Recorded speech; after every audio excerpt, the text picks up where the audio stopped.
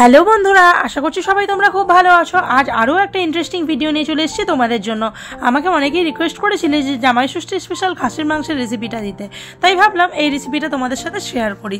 তো খাসির মাংস নিয়ে নিয়েছি, তারপর এর মধ্যে দিয়ে দিয়েছি আদা রসুন বাটা, সামান্য হলুদ গুঁড়ো, লঙ্কা গুঁড়ো, কাশ্মীরি লঙ্কা গুঁড়ো, জিরে গুঁড়ো, ধনে গুঁড়ো, লবণ আর টক দই আর সামান্য সর্ষের তেল। এইটা দিয়ে ম্যারিনেট করে প্রায় 1 ঘন্টা পর্যন্ত রেখে দিয়েছিলাম।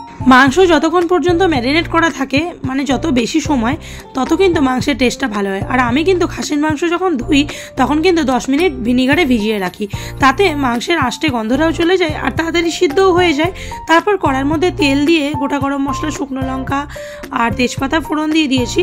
তারপর দিয়ে দিয়েছি পেঁয়াজ কুচি আর ক্যাপসিকাম কুচি। পেঁয়াজ ক্যাপসিকামটা ভালো করে ভাজা হয়ে গেলে তার মধ্যে দিয়ে দিয়েছি সামান্য আদা রসুন বাটা, ম্যারিনেট করার পরে যেটুকুনি বেঁচে ছিল সেইটুকুনি। তারপরে ওটাকেও খুব ভালো করে কষিয়ে নিয়েছি। হলুদ গুঁড়ো, লঙ্কা গুঁড়ো দিয়েছিলাম অল্প, যতক্ষণ তেল না ছাড়ছে। তারপর এর মধ্যে দিয়ে দিলাম ম্যারিনেট করা মাংসটা। তারপর ম্যারিনেট যে বাটিতে করেছিলাম সেই জলটাও কিন্তু এর মধ্যে দিয়ে দিলাম। এবার খুব ভালো করে কষিয়ে নিচ্ছি আস্তে আস্তে, ধৈর্য সহকারে। মাংস মানেই কিন্তু কষিয়ে কষিয়ে রান্না করা। তারপর দিয়ে দিলাম ঢাকা, জলটা যাতে বের হয়ে যায় পুরোপুরি। দেখো জল বেরিয়ে চলে এসছে। তারপর এর মধ্যে দিয়ে দিলাম টমেটো কুচি আর এর সঙ্গে দিয়ে দিলাম অল্প লবণ, কারণ আমি ম্যারিনেট করার সময় কিন্তু লবণ দিয়েছিলাম, তাই তোমরা স্বাদ বুঝে লবণটা দিও। তারপরে এটাকে আবারও ভালো করে কষিয়ে নিচ্ছি। তারপর এখানে দিয়ে দিচ্ছি মিট মশলা প্রয়োজন মতো। এখানে আমার 1 কেজি মতো খাসির মাংস ছিল, তাই আমি একটু বেশি দিয়েছি মিট মশলা। দিয়ে আবারও ভালো করে কষিয়ে নিচ্ছি যতক্ষণ পর্যন্ত না তেল ছাড়ছে, ততক্ষণ খুব ভালো করে কষিয়ে নিতে হবে। দেখো তোমাদের সঙ্গে কথা বলতে বলতে আমার মাংস কিন্তু প্রায় কষানো হয়ে গেছে, আর দেখো কত সুন্দর তেল ছাড়তেও লেগে গেছে।